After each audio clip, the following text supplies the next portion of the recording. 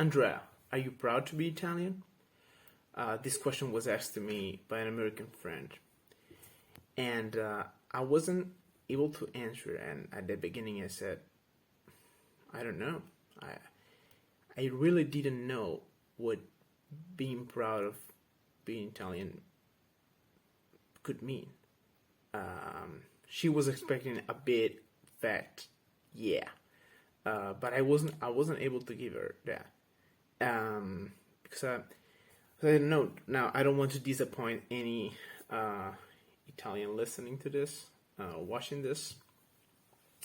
But if we honestly think about that, we don't have a big ideological idea what being Italian means. And I took my time to actually think about this. This made me think quite a lot about our country, about my country, Italy, because there's a substantial difference with the United States of America. In Italy, we don't have a common narration, a common story of what we lived, of our history. Let me give you an example. The other day, at the beginning of the month, the 2nd of June, is the National Day of the Republic. On June the 2nd, 1946, Italy was a monarchy, and then it turned with a referendum into a republic. And it was also the first time that in which women had the right to vote. So it was quite an important day, and it's a national holiday.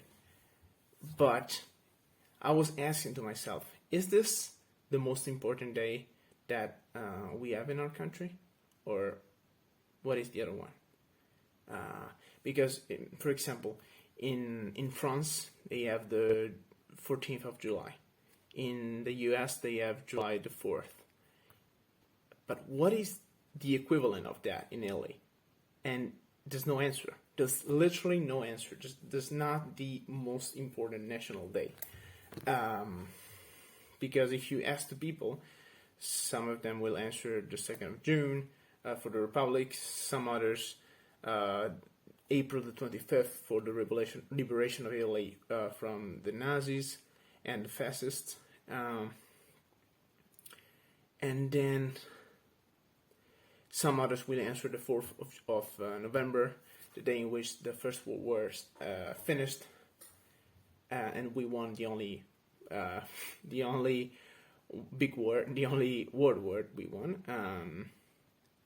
But the reason for that is that we've always been divided as a nation. For example, about when we voted at the referendum, monarchy, republic, it was a 50-50. And then for a couple of thousand votes, the republic won. And for the First World War, it was almost the same. Even more than half of the population didn't want Italy to participate to the First World War, because they didn't care about getting some other places in the north, especially people living in the center and the south. And the other one is even very sad, but the 25th of April is debated every year. A lot of people participated with Mussolini and the fascists, and so they don't feel that the 25th of April is a day to celebrate, right? So it came to my mind one of the book I have, written by the American sociologist Robert Bellah, who wrote this book titled "The Civil Religion in Italy and America," and he analyzed how the U.S. built this common story, very ideological, very ready to be storytold to people about their country and the birth of their country. And so the image of George Washington coming to the U.S. and all this images that are present in people's mind. And even if that's ideological and everyone knows it, not everyone, but we don't have this in Italy. And when this sociologist came to the Italian part of the book, so the civil religion in Italy, he said the first sentence was literally, in Italy, there's not one civil religion. Full stop. There are 5. Full stop.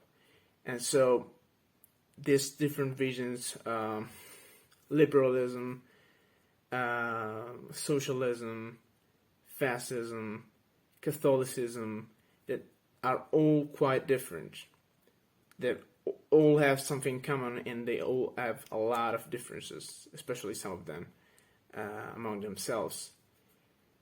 They make our country very, very divided. Maybe it's in a positive sense. I don't know. I'm not here to judge that. But what I surely know is that when you ask about our history, when you ask about what we feel toward our country, you can have a lot of different answers.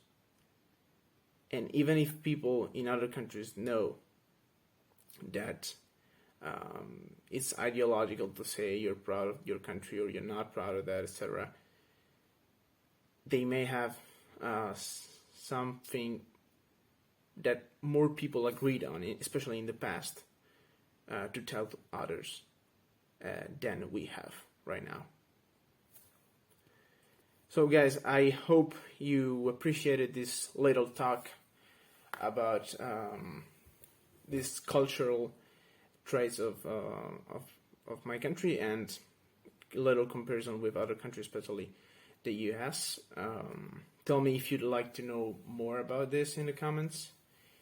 Right now here is pretty hot.